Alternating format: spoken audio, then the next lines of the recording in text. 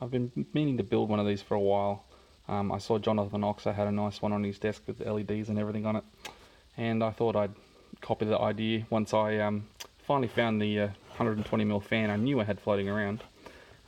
So it's a speed control fan, so that's it in low, medium, and high. And yeah, I just had an old box that I had CNC'd once for some other project that had a failure. You can see that it caught a corner, and I just reused it. 12 volts in, power switch, speed switch, and power switch. Jonathan's got nice lights on the front and whatever, but I got pretty good lights on my desk already, so I wasn't too worried about having the nice LEDs.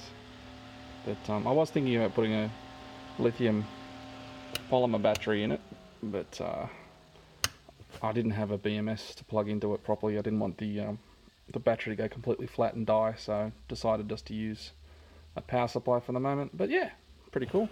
Very happy. Good for getting smoke away from eyes. Anyway, probably should put a carbon filter on the back of it at some point, but for the moment, given the volume of air in the shed, it's probably more than good enough for what I need. But yeah, anyway.